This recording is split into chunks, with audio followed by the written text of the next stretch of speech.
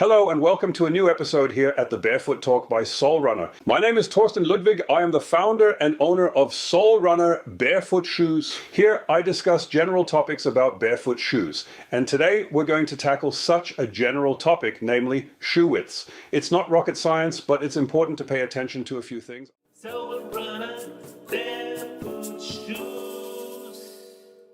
I've brought along a few examples. We are the only company that offers barefoot shoes in 3 different widths. Actually, it's even a bit more than 3, but let's not be picky.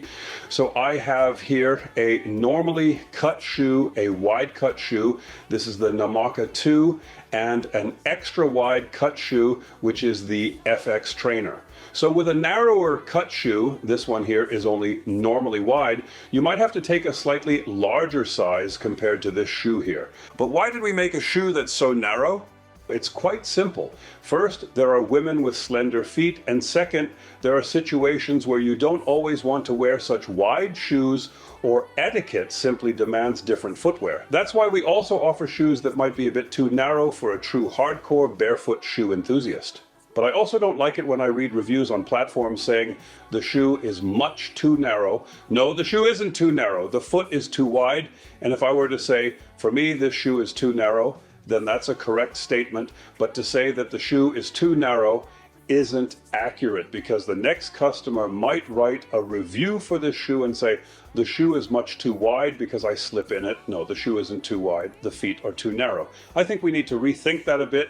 Moving on with shoe width. The following is also quite interesting because shoe width depends on various factors. By the way, on our website under Good to Know, right at the top, there's a link to shoe widths. So feel free to read through that if you need this information. Here we have 3 times the same shoe, or rather this one is a bit higher but has the same last. Let's include this one as well. Then we have 4 times the same shoe.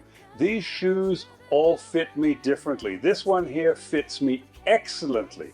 It's also normally wide, but it has no lining and a buttery, soft upper leather. This shoe here also fits me excellently. It's a vegan shoe made from a really great fabric. The fabric gives a bit even without lining, is that right?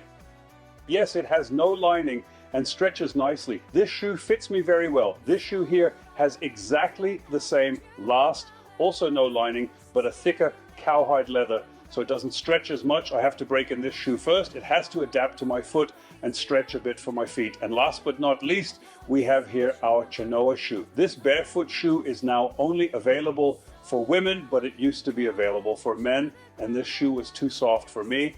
The upper material is so soft and flexible, so super soft, that I pushed it over the edge of the sole with my wide feet and almost ended up with the upper leather touching the ground, especially on cobblestones or gravel. So 4 shoes, 4 times the same shoe type with different materials, and naturally the shoes fit differently because of that. Another compelling reason for shoe width is the following. This boot, Haiti, has a warming sheep's wool lining. That means it's an extra wide model. If, for example, you're used to wearing the FX Trainer in extra wide and compare it with the Hati, which has exactly the same shoe width but includes a warm lining that's a few millimeters thick, it will compress over time, but it's there initially. You might feel that this boot is a bit tighter than the other shoe, even though it's exactly the same shoe width. Due to the warm lining, this one initially offers, let's say, less space than the other shoes. So these are all things to consider, and we're repeatedly asked what shoe widths are available and how wide shoe XYZ is. We have all this information under the shoe width section, where we provide the base width for shoe size 36, and then you can add 4 millimeters per size. But we deliberately don't provide the exact width in millimeters in the product information because there are too many factors, too many parameters that determine a shoe's width.